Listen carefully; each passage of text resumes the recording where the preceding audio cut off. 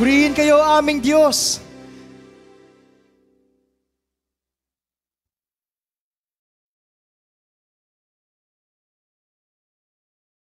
Luke 10:41-42. But the Lord answered her, Martha, Martha, you are getting worried and upset about too many things. Only one thing is important. Anong binabanggit ng Panginoon dito? Huwag na dapat na mag-alala ng maraming kung ano-ano. Konti lang ang dapat na unahin at bigyan talaga ng halaga. Para masaya ang buhay, dapat maraming wag na. Wag nang kung ano-ano pa. Panginoon, salamat. Dahil kayo na mismo nagtuturo sa amin to eliminate the non-essentials. Kayo nagtuturo sa amin na magpahalaga sa mahalaga at isa-isang tabi yung hindi naman talaga masyadong mahalaga.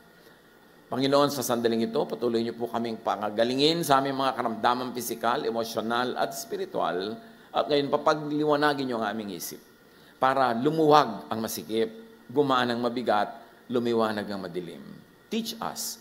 Preach to us, Father, with your powerful voice. Use only your servant as an instrument. We seek you, Father, in the name of your Son, Jesus. Proverbs 3:17, wisdom will lead you to a life of joy and peace. All spirituality, in fact, religiosity even, should lead to a life of joy and peace. But that is not always the case. Kumisan, dahil naging relihiyoso, people become majors in minors. Napapalaki ang malilit na bagay, ginugulo ang dapat sana tahimik na buhay.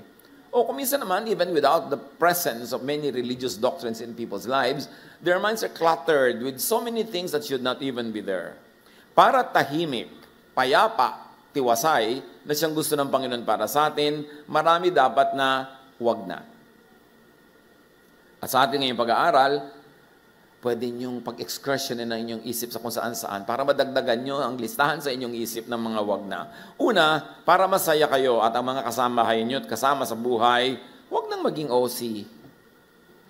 Sino kaya mga OC dito yung obsessive-compulsive? Yung nakahiga na kayo, babangon pa kayo para ayusin ang kaprasong lukot ng inyong kobre kama.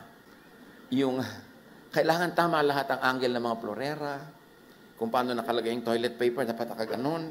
Yung, alam nyo, sigurado, maayos ang bahay nyo, sigurado maayos ang buhay nyo, pero hirap sa inyo, inyong kasama. Kasi hindi mahirap, hindi madaling may kasamang OC eh. So, sabi nga na matatanda, huwag na masyado maburiri. In other words, huwag na madetalye masyado. Huwag na maging perfect. Para relax lang ang buhay.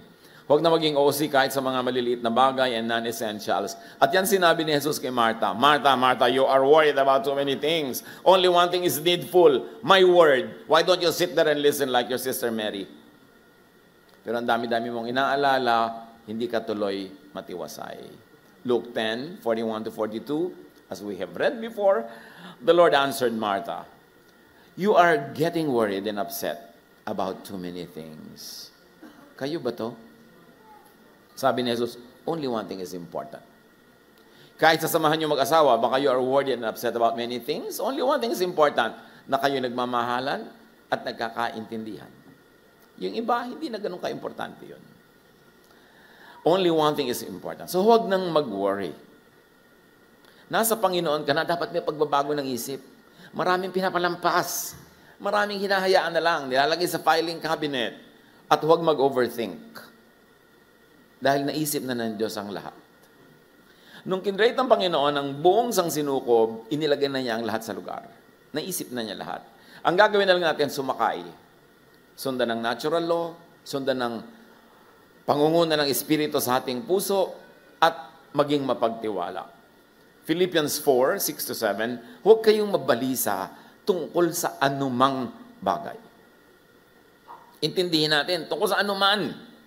Yung iba nababalisa tungkol sa end of the world. 2,000 taon na nabalisa ang lahat. Napakapalad mo naman na sa panahon mo dumating yan. At kung sakali man, problema yan ng Diyos. Hindi mo dapat problemahin na ganyan mga bagay, lalo ang mga bagay na beyond your strength to control or to direct. Huwag mabalisa. Ibinabalisa ang mga malayo pa. Sabi ng Panginoon, the day's own trouble is enough for you. Tomorrow will worry about itself.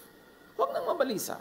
Nababalisa ka't hindi, pare-pareho lang tayo, nasa sa kabilang buhay. Hindi naman yung mapag-alala at laging perfect, mas mahaba lagi ang buhay at mas masaya. So matuto na to relax. At sabi sa Bible, sa halip, no? Napakahalaga sa Luke 10:41-42, sa tulad ng sinabi ni Lord kay Martha, huwag nang mag-alala. Sabi sa Philippians 4:6-7, huwag mabalisa. Importante. Sa halip, hingin ninyo sa Diyos ang lahat ng inyong kailangan sa pamamagitan ng panalangin may pasasalamat. So yun, hingin nyo. May pasalamat na. Bakit may pasalamat? Kasi pag hiniling nyo, paniwalaan yung tinanggap nyo na. Andiyan na siya on the way. So tinanggap nyo na rin yun kasi nirelease na yung blessing. Kasi yung pagtanggap, yung pananalig na tinanggap nyo, yun ang magbibigay ng kapayapaan.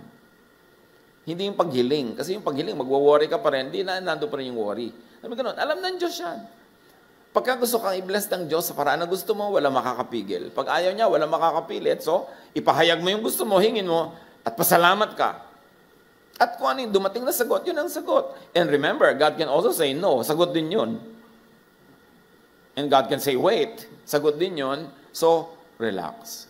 At ang bunga daw nito, dahil sinabi mong tinanggap ko na yung pagpapala nung hiningi ko sa pananalig, ang kapayapaan ng Diyos na hindi maunawa ng tao ang siyang mag-iingat sa inyong puso at pag-iisip dahil sa inyong pakikipag-isa kay Kristo.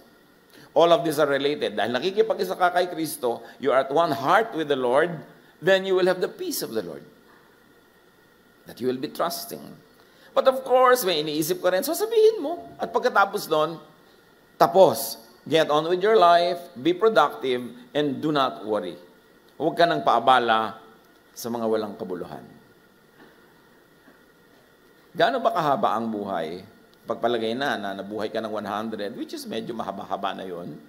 90, mahaba. 80, mahaba-haba. 70, parang tamang-tama. Pero hindi, marami na sa inyong lampas sa tama, ha? Di ba? Imagine, lumampas na sa tama tayo. Pero meron naman mga 10, 15, iba-iba eh. Pero ito mahalaga. Yung bang ibinigay na palugit na yon, sumulit.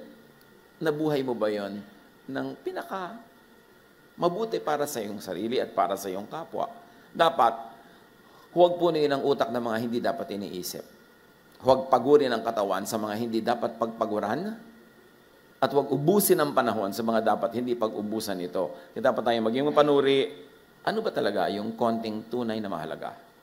1, mahalaga na sa pamilya, nagmamahala, nag-iibigan, nag-uunawaan at nagtatanggapan. Mahalaga yun.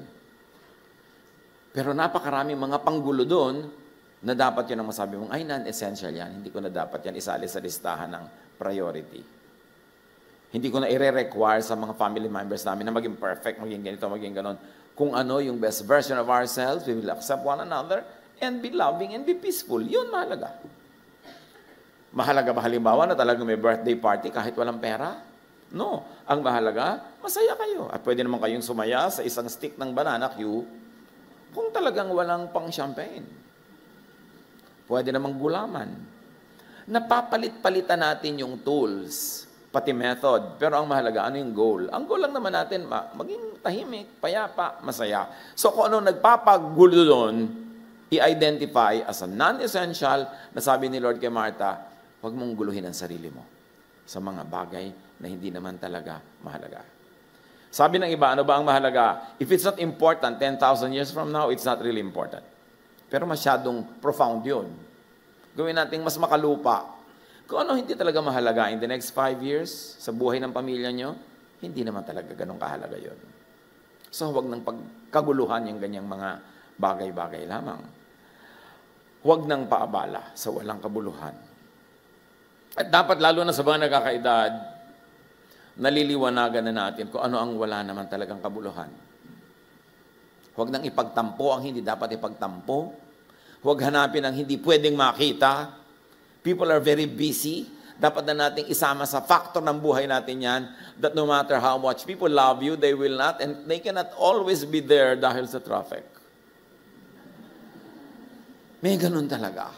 Merong mga hindi talaga lagi makakadalo sa bawat na lang okasyon mo. Huwag na magtampo kasi sayang yung buhay. 3 taon mo hindi kakausapin, tapos pag naghihingalo ka, kakausapin mo rin naman eh. Kung pag naghingalo na siya, pupuntahan mo rin. So, sayang ang time. Nababawasan yung time to love and to enjoy one another dahil sa nagtatampo tayo, nagagalit tayo sa mga walang kakwenta-kwentang bagay. Mga magkakapatid na nag-aaway dahil sa mana.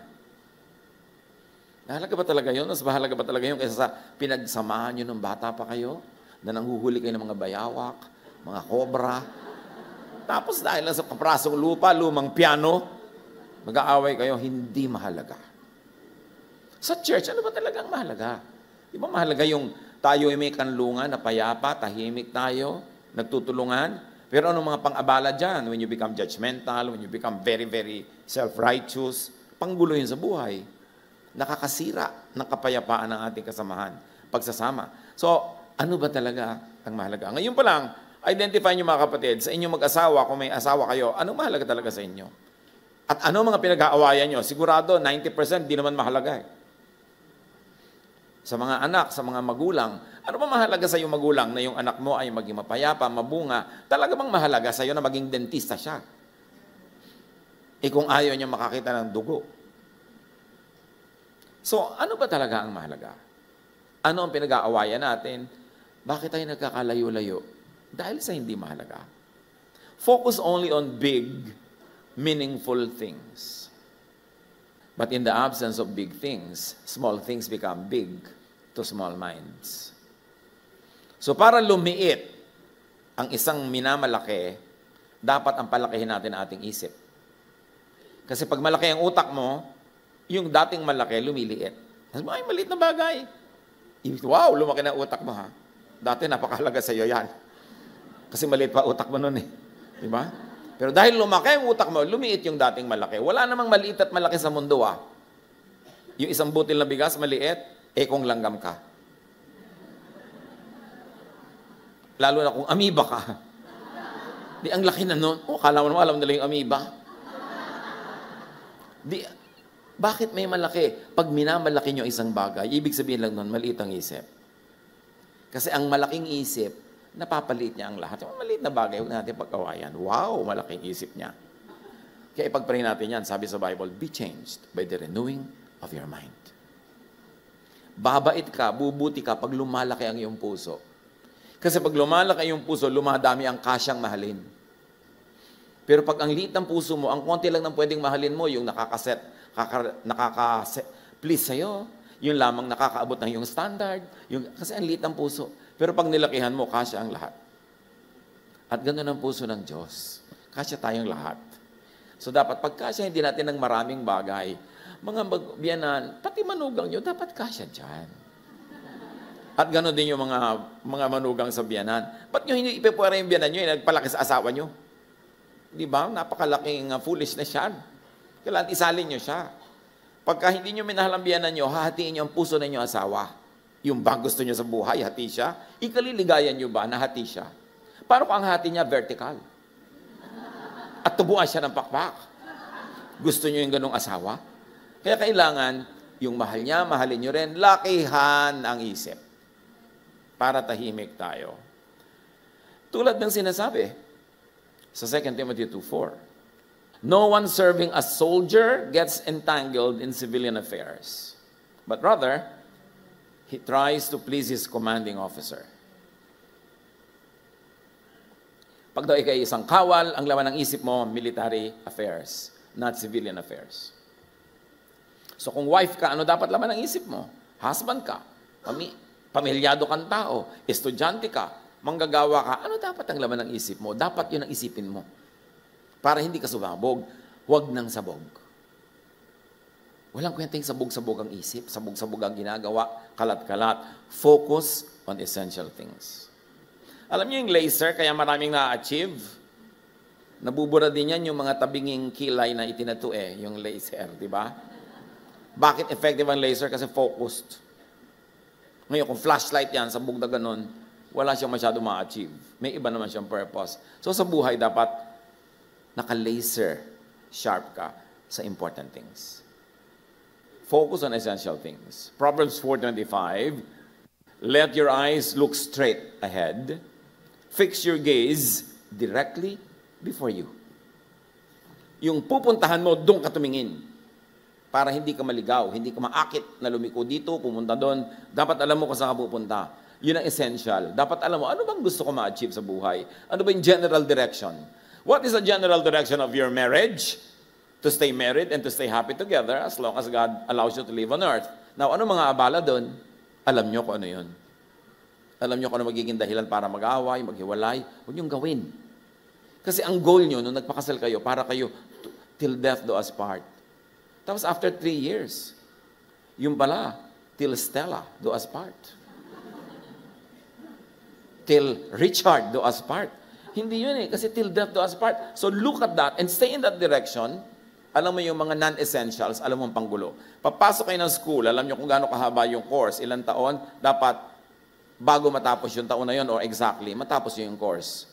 Pero kung ito yung course mo, nakatingin ka sa mall, nakatingin ka sa pasyal, nakatingin ka sa lakwatsa, 9 years ka na sa college. Tapos, biology 101 pa rin. Sa ulo mo na ang korte ng pakpak ng paru-paro, pero first year pa rin ang level mo kasi hindi ka tumitingin dun sa dapat mong tingnan. Nagpapaakit ka sa mga panggulo sa buhay. And in many aspects, that's the same. Proverbs 25:17 teach us the next thing, which is, huwag nang ilagay ang sarili sa alanganing o sa gulo. Marami tayong mga kakilala, nasa gulo, sila ang lumagay doon. Hindi ka naman pupuntahan ng gulo para hatakin eh. Kailangan puntahan mo yung gulo. Kaya dapat conscious ka. Proverbs 25:17, seldom set foot in your neighbor's house. Too much of you, and they will hate you. Wala na dapat yung sobrang pangangapit bahay. Nang equivalent ngayon ay sobrang mag-social media. Ilan na nakaaway nyo dahil sa comment? You know, ang iksi-iksi ng buhay? Sige. Makipag-away kayo sa mga di nyo kakilala tungkol sa politika at relihiyon. Makipagbakbakan kayo para sa inyong kandidato na hindi kayo kilala. Sige. Windangin ninyo ang inyong buhay sa pakikipag-away sa mga ibang relihiyon tungkol sa ano dapat ang kinakain pag Lord's Supper. Skyflakes ba o Hyro? Kung may Hyro pa. Pero ganyan ang tao, nakikipag-away sa hindi nila kilala dahil sa mga bagay hindi rin nila alam at hindi rin nila kilala at napakadaling gawin ngayon dahil sa social media. So yung equivalent ngayon ng Proverbs 25:17, huwag masyadong magbabad sa Facebook. O kung saan man. Lalong-lalo huwag comment ng comment. Hindi ka naman expert, nagko-comment ka. Pati kung paano matutunaw ang mga yelo sa North Pole, alam mo talaga? Pagkatapos kung makipag-away ang mga tao ngayon, akala mo kapatid nila na buong buo ang presidente o ang vice president, hindi nga nila alam that you exist. At kahit alam pa nila, dapat pa talagang makipag-away. Sa may ibang pananalig, may ibang paniniwala. Hindi ba tayo kasya lahat sa planetang ito? So 1 Thessalonians 4:11, pagsikapan ninyong mamuhay ng tahimik, pakialaman ang sariling gawain. Huwag makialam sa buhay ng may buhay. At ito, tabi-tabi puno, no? Kahit sa mga matatanda sa ating pamilya, pag may mga anak na kayong may pamilya, apo niyong may pamilya, bigyan nyo ng space na dumiskarte sila kung paano nila gusto mabuhay. We can give our general advice, unsolicited even, pero kung ang tagal-tagal na paulit-ulit tayo at hindi nila sinusunod, baka meron talaga sila ibang diskarte. Kesa hindi na kayo puntahan. Kesa ang itinatanong nila kung kailan pupunta sa inyo, kung kailan ang pasyam. Para hindi na kayo magtalo. Di ba? So kailangan, sige na, bigyan ng mga tao ng space na kailangan nila. So wag nang pakialamero at pakialamera. Wag nang comment ng comment sa kung kani-kaninong posts. Lalo hindi nyo kilala, huwag na kayo mag-comment, lalo negative lang i-comment nyo. Kung positive naman yung comment nyo, yung mga kaaway niya, magko-comment sa inyo lang negative, mamaya kayo na nagbabakbakan dyan. Dinadala din nyo ng kalusugan natin. Dinaramdam din natin, kahit mga ganung bagay. At huwag nang isabog ang inyong opinion sa di naman willing makinig. Huwag na. Kung meron kayong gustong sabihin, kahit sa mga post, kahit sa social media, i-post nyo sa wall nyo. Pero huwag nyo nang itagang kung sino-sino. Huwag nyo nang ipadala kung kani-kanino. Lalo yung nagpapadala ka ng mga bagay na nakakainis, nakakagalit. Yung nananahimik ang buhay mo, may ipapadala sa iyo itong kaibigan mo ng nakakagalit na bagay o nakakainis na bagay, gusto niyo talaga maging ganun sa buhay ng kapwa, na kayong tagadala ng nakakainis? Kaya kung minsan may magpapadala sa akin ng parang video o tatanungin ko, ano to, tungkol saan? Hindi ko to papanoorin, hindi ko alam kung ano ba to. Diba? Kasi unfair na nananahimik yung buhay ko, papadala niyo ako nakakagalit o nakakainis o nakakadiri kumisan. Unfair yun. Don't do that. No? Proverbs 18:2, fools find no pleasure in understanding, but delight in airing their own opinions or in posting their posts. You know, doon lang sa gustong makinig, doon nyo lang ipadala. O ilagay nyo sa neutral area, tingnan nila kung gusto nila. But don't impose this on people. Huwag nang umakit ng kaaway. Ang iksi-iksi ng buhay, may kaaway ka pa. Tapos nakasabay mo sa FX. Sa FX, di ba, nagkikiskisa na ang mga kalansay nyo sa siksikan. Tapos katabing-katabi mo siya, pagod ka na sa pagtingin doon. Kasi nandito na talaga yung mukha niya. You want to live that way? Siyempre, yung iba siya, hindi na po ako nag-FX dahil nakatsyadeng na kami. Ganon din yun, marami rin equivalent yun. Makikita mo rin siya sa mga gatherings, sa mga receptions, iiwas ka. You want that kind of life? Dapat wag na. So wag na makipagtalo, makipag-away dahil sa ideas. Theology, mga relihiyon, doon ka na lang sumali sa kamasaya, huwag mo nang pilitin yung iba na sumama sa iyo o huwag mo nang sumama sa kanila kung ayaw mo sa kanila dahil ang laki ng mundo. 2 Timothy 2:14, ipaalala mo sa kanila ang mga bagay na to at pagbilinan mo sila sa pangalan ng Diyos na iwasan nila ang mga debateng walang kabuluhan at walang ibinubungang mabuti. Sa halip, ito'y nagpapahamak lamang sa mga nakikinig. Huwag makipagdebate. Pinsan nyo, may ibang religion. Hayaan nyo siya. Huwag kayong makipagdebate. Naghahamon ng debate, huwag nyo patulan. Pinakawalang kwenta yung debate kasi ang parehong nagpupunta sa debate, walang makikinig. Pareho ang kanilang gusto ay manalo. At kung gusto mong manalo, ba't ka makikinig? So walang makikinig. Napagod kayo. Para bang mga mag-asawang nag-aaway. Wala namang nakikinig sa kanila kundi kapitbahay. Pero yung isa't isa, walang nakikinig sa kanila. So it doesn't get you anywhere. Dapat natapansin na natin yan sa buhay. It doesn't work. Huwag na. Tama na. Huwag makipag-uusap sa ayaw makinig. At huwag na magsalita ng masama at nakasasama.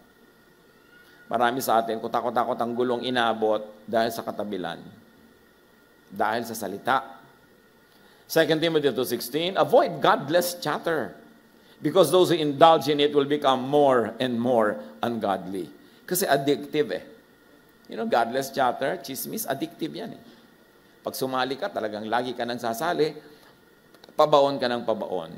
And of course, whatever you say, within hearing of someone else, will get to the right ears. Makakarating at makakarating. Sabi nga nila, may pakpak ang balita. Makakarating. At kung hindi mo pangangatawanan o ayaw mong pangatawanan, huwag mo nalang sabihin. You are made powerful by what you do not say. You are weakened by what you say. Napapako ka kasi pag sinabi mo. Ephesians 4:29, huwag kayong gumamit ng masasamang salita. Lagi ninyong sikapin na ang pangungusap ninyo yung makabubuti at angkop sa pagkakataon upang pakinabangan ng mga nakikinig. So dapat pag may nakikinig sa atin, nakikinabang, kung nakikinabang sila, natutuwa sa atin ng Diyos dahil napakinabangan tayo ng kapwa, nabe-bless tayo. At huwag nang magsalita ng pangit. Lalo sa inyong kasama sa bahay, kapamilya, kaibigan, katrabaho. Kasi bawat salitang pangit tungkol sa kanila, isipin nyo swimming pool, nilalagyan ng lason, pero din naman kayo lalangoy. You will poison your environment. You will poison the air that you will breathe when you say all kinds of ugly things about people whose presence you cannot avoid anyway. So mamimili kayo, pastor, kating-kating na po ang dila ako magsalita. Di purihin mo. Wala po akong mapuri. Di ba? Imposible yon. Maghanap ka na mapupuri. Malalaman din niya yon. At pag narinig niya pinupuri mo siya, bukas dadala ka niya ng puto bongbong. Pero pagka masama ang sinabi mo, ang dala lang niya bukas, bongbong. Walang puto. At ihahampas niya yun sa'yo. Kaya dapat mag-ingat sa pagsasalita. Colossians 4:6, Sikapin yung laging maging kaaya-aya at kapakipakinabang ang inyong pananalita sa kanila. Panalo ka pag mabait ka magsalita. Matuto kayong sumagot ng tama sa sino mang nagtatanong. At ang tamang sagot sa lahat ng tatanong tungkol sa buhay ng may buhay, tanungin mo siya. Yan ang isagot nyo. Hindi ko alam yung mga bagay na yan. Huwag na kayong sumagot para sa iba. At least, huwag kayong nagpo-post sa internet, sa anuman, sa social media, ng balita tungkol kanino man na hindi naman kayo pamilya niya. May sakit ang inyong kapitbahay, nauna pa kayo mag-post. Ano kayo, DSWD? May namatay kayong kakilala, hindi pa nila bino-broadcast. Siguro ayaw nilang malaman agad ng iba dahil baka may kamag-anak silang hindi pa handa. Gusto lang sila ang magsabi, dahan-dahan. Na-i-post nyo na, pati araw ng libing. At may mga ganon, daig pa nila ang dyaryo. Huwag kayong nagpo-post tungkol sa buhay ng may buhay. Buhay nyo lang. Ilagay nyo, sa ganitong araw ako ililibing. Yan, wala magagalit.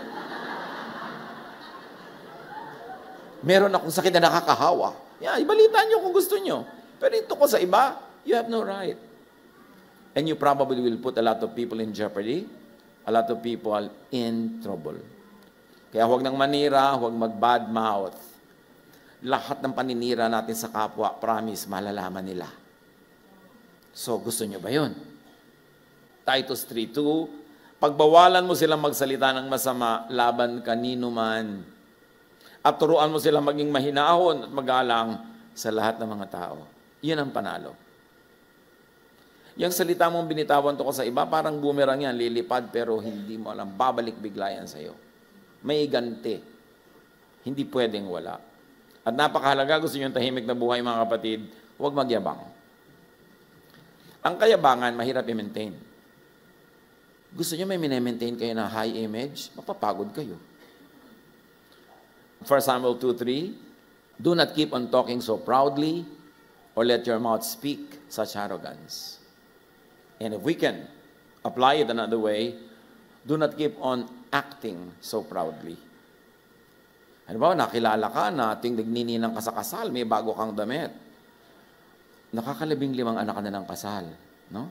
So ano, magpapagawa ka pa ng ikalabing-6? Dahil nagka-image ka na laging may bagong damit, mahirap i-maintain yun. Sa susunod, pag kinuha nila kay Ninang, mag-duster kayo. O di, na-break nyo. Yung ang taas-taas na expectation, ibinaba nyo uli sa 0, kahit itaas yung uli dahan-dahan, hindi kayo pagod. Pero pag sobrang taas na, i-maintain nyo pa, nakakapagod yan. Nakilala kayo na pala regalo sa inyong mga kamag-anak yung Pasko kasi dumaan kayo sa kasaganaan. Pero kahit sagana pa kayo next year, bigla nyong litan ng mga regalo. Mga tigkala-kalahating choknat. Para ibaba nyo uli ang expectation kasi mahirap pag-maintain ng image sa Santa Claus. Mahirap yan. Kahit anong image ang minemaintain nyo mga kapatid, bigla nyo isadsad uli sa 0 para kayo ma-relax. Huwag magyabang. Do not stand taller than what you really are. And even if you have to stand on high heels, that's hard work. Do not buy what you cannot afford. And do not spend more than you earn. Para payapa, tahimik ang buhay. Huwag kayong mangutang ng mangutang dahil sa pagyayabang. May utang ka dito, may utang ka doon. Para kang hinahabolan lahat ng maniningil, mangangayayat ka. Magiging butot balat ka, papangit ang iyong balat. Sasabihin ng mga chismosa, marami kang utang, ano? Kitang-kita sa itsura mo. Di ba? Kasi hindi mo na mailihim. At alam nyo ngayon, yung mga naniningil, kung minsan may mga nakamotorsiklo, paglabas mo ng bahay mo, nandun na. Hahagin sa kanang lambat. Ano ka, hipon? Pero grabe ngayon. Alam nyo, mga bangko, mga pautangan, mga credit card, kasarap kausap sa sales. Yung magbebenta sa'yo, di ba? Pero ang credit and collection, ha? Nakausap na ba kayo ng mga taga-credit and collection? Lumalabas ang pangil, lumalabas ang mga kuko at ang mga buntot ng mga kumpanya. Pag credit and collection ang kausap nyo. So iwasan yung makausap sila. Huwag na rin kayo makipag-usap doon sa sales kung hindi nyo afford. Kasi ang bastos-bastos na nila pag naniningil. Lahat ng pananakot, lahat ng panggigipit. So, ang sarap-sarap kausap pag binebentahan ka, uutang ka sa kanila, 3 years to pay, pero subukan nyo lumampas kayo ng 1 oras, iba na ang takbo ng buhay. Do not live beyond your means. At kung meron sa ating mga napasubo na, nando na, mag-scale down na kayo. Ibaba na ang bandila. Sabihin nyo na sa mga tao, I cannot afford that anymore. Ay, hindi ko na kaya mag-anak ng isa pang kasal. Gusto mo, reregaluhan kita ng basong may bungi? Pwede. Pero yung magme-maintain ako ng image sa galante, pala libre, pero hindi ko naman afford, you are courting trouble. And you will get sick. Ng karamdaman ng mga taong nabubuhay beyond their means. Kaya dapat iayos ang buhay.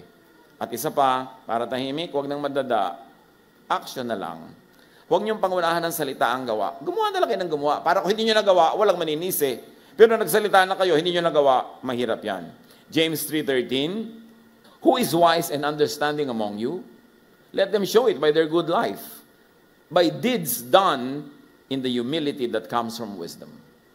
Meron kayong gusto ma-achieve, gawin nyo na lang, huwag nyo na sabihin. Lalong-lalo, huwag nyo sabihin bago nyo magawa.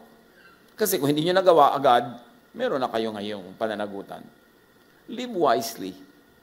Do not live foolishly. You have only one life. Pakasinupin nyo ang pagdaan ng panahon na hindi na uubos sa needless worry, hindi na uubos sa pagpapaliwanag dahil sumuot ka sa gulo, hindi na uubos sa pakikipag-away, kundi ikay payapa, tahimik. At huwag nang nagar, huwag nang makulit, at huwag nang sobrang assertive and domineering. People do not like being dominated. And if you're over-domineering, people will not like you. Sa mga may authority, magulang, biyanan, mga administrator sa trabaho, huwag niyong gamitin yung inyong authority para mag-dominate ng tao. Gamitin niyo yun para, if i-nourish sila, para yung galing nila lumabas. Para yung giftings nila mahasa. Para kung sino sila, totoo, as God created them, lumabas. Hindi yung kayo ang magdidirect sa buhay nila. Very, very especially, yung mga may authorities sa pamilya. Mga parents, mga biyanan. Try to not over-dominate people who are under your power. Siyempre, lalo sa atin, may power talaga, may authority ang matatanda. Gamitin yung authority nyo para kayo mamahal, hindi para kayo kamuhian. Gamitin nyo yung inyong influence para sila ay ma-inspire sa inyo, hindi yung umiwas sa inyo. Be wise. Kung talagang power comes to power and push comes to shove and shove comes to push, talaga namang may authority kayo eh. Kaya nyo silang sikilin, kaya nyo silang gipitin. Pero ba't gagamitin nyo yung power para manggipit imbes magpalaya?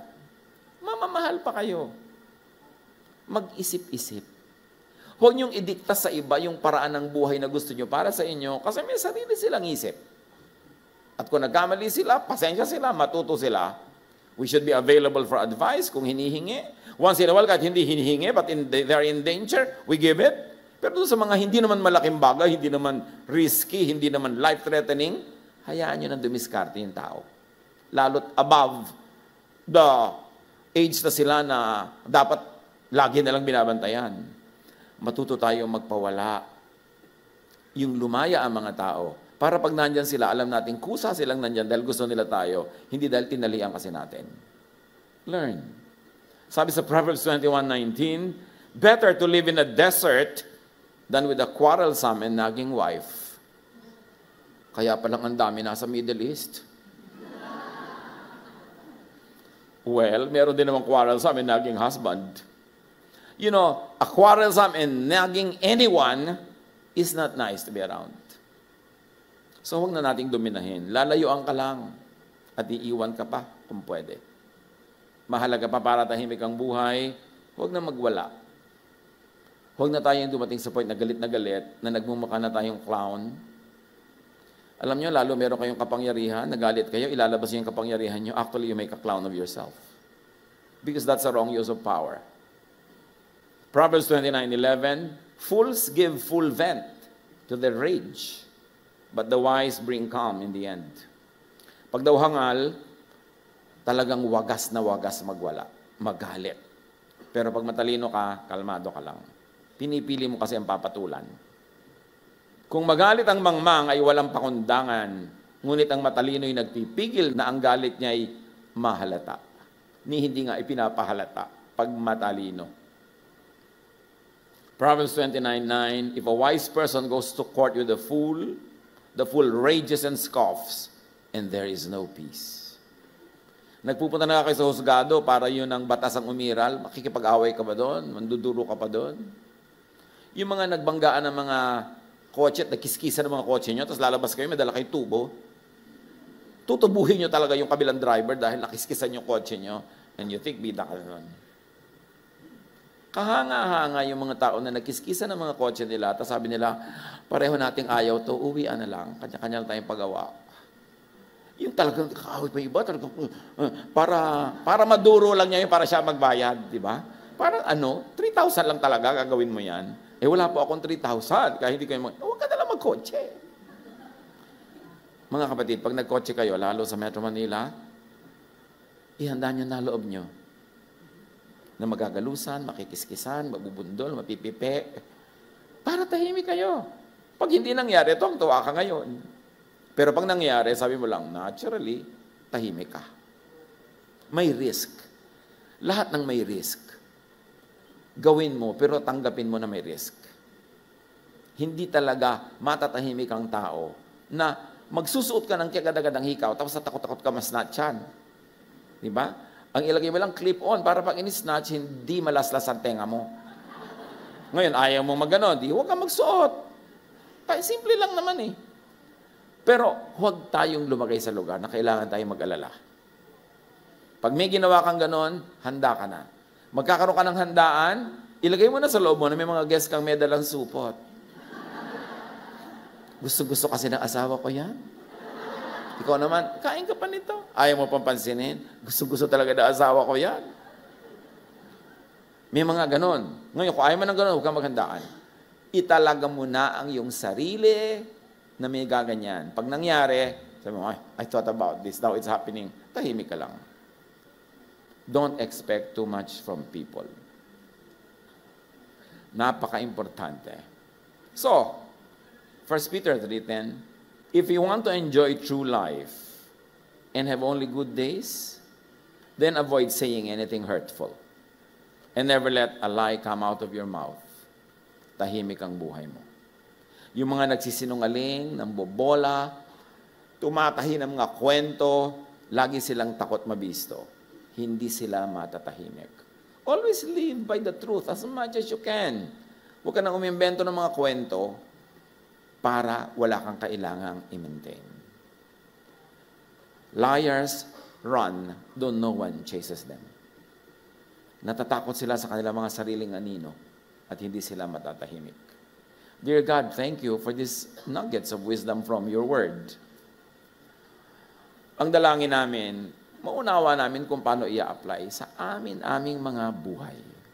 At nawa, Panginoon, sa pag-apply namin ito, yung karunungan nyo, kagalingan nyo at husay ang maghari sa aming buhay. Sa aming pagbubulay-bulay ng mga karunungan na ito, turuan mo kami, Panginoon, huwag maging sensitive, kundi tanggapin namin ang correction, na maging good sport kami when we are being challenged by your truth, at ang lahat ng ito, ikabuti namin. Turuan niyo po kami. Pagbulay-bulayan natin mga kapatid, ang inyong mga personal application sa maraming karunungang ito. Tumahimik sumandali sa presensya ng Espiritu ng Diyos.